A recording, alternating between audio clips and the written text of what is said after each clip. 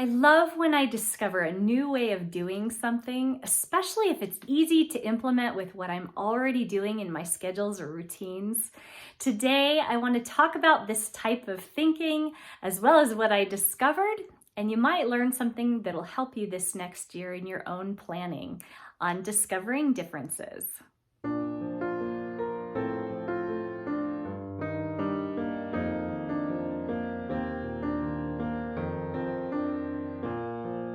Today, I'm going to primarily be talking about the do way of thinking. One of the strengths of do thinking is being able to come up with those habits, those patterns, and those routines that just make life so easy that you don't even have to think about them. Coming along with that do thinking is sometimes a weakness that you want to keep doing all these different things, and being distracted by so many ideas, it's easy to forget what you were doing in the initial place and never finish anything that you start. So knowing about be thinking and wanting to implement this different way of thinking, it helped me to be able to set a new goal this year, and I'm excited to share it with you. Be thinkers, they really look at the big picture of things. They can come up with a good plan to get them there. And so that's what I was trying to incorporate as I was looking down at my goals for the year and what I wanted to accomplish. I thought, if I could just see it visually, then I'll be able to do a better job of staying focused on my goals this year.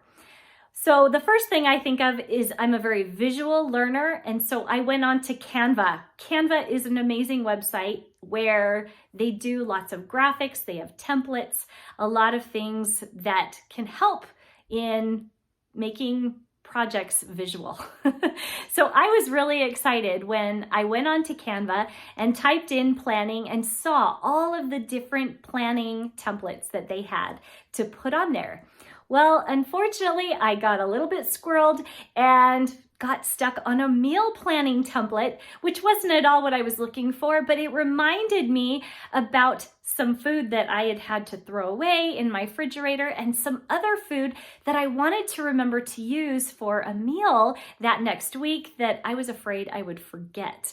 So I went ahead and used the template to try to write in my week's meals for this week, especially those ones that I didn't want to forget.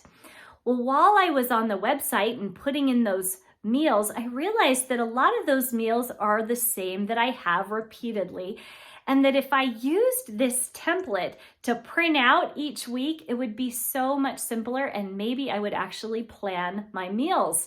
But I didn't want to have to keep going in and changing the meals every week. So what I did was I wrote down all of the different types of meals that I like to do, at least for the first month, of chicken on Monday. And I'd write chicken enchiladas and chicken fajitas and different things with chicken. And then Tuesday, I could do all the ones with ground beef or different things that I like to make. Friday is always pizza night, and so I don't have to have a lot of options for that. But I wrote all of the different things that I usually do in a week, and then I printed it off. And it was so easy to just go in and circle the ones that I didn't want to forget that I wanted to have that particular week. Well, I've tried meal planning before, and that's all great. I've put meal plans up on the fridge and meal plans up on the wall, and it's great when I remember them, but often I forget. And the cool thing that happened this week that I was excited to share with you is something related to do thinking, because do thinking, like I said, they're really good at coming up with habits and routines. And I have a routine in place that I have done for years that just really, really works for me.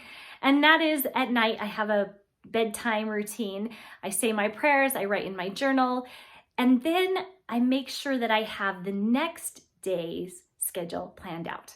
And it's super easy. It has to be easy for me to do it. But I have a piece of paper and I just write the name of the date at the top, and then I write the hours from about 6 o'clock until I go to bed. And then I write down the appointments or the things that are actually scheduled for that day.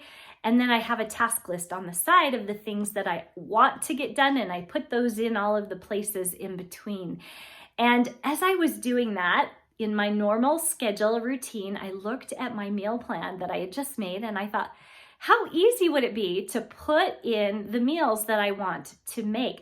I had usually put in breakfast, lunch, and dinner, but I could actually write what meals I wanted to write in, which was so amazing. It's always interesting what some people have been doing for years, and it's not a big aha. And for other people like me, I'm just now discovering it super fun, super easy. It's really cool when I think about some of the other things that I've learned that work for me. Things like when I learned that somebody color coordinated their whole closet of clothes. It seemed a little crazy to me, but there were so many times I'd go into my closet and I'd realize, oh my gosh, I forgot that I had this shirt or this blouse. I just forgot, it got lost in all of these different colors. And so somebody showed me an idea and I thought, I want to try that. I've been doing it ever since then. My clothes are all color coordinated and I never forget what I have in my closet. And then when I'm feeling in a mood for a certain color, it's just really easy to go in there and see what I have and to look at all of them. So that's just been a super idea that's fun to implement and it's easy to implement. One of my favorite meals to make is German pancake. And I've put it on my meal plans before, but I always forget about it because the time I go to eat breakfast, I forget. And it's like, oh yeah, that takes 25 minutes or half an hour to bake. And I always forget about it.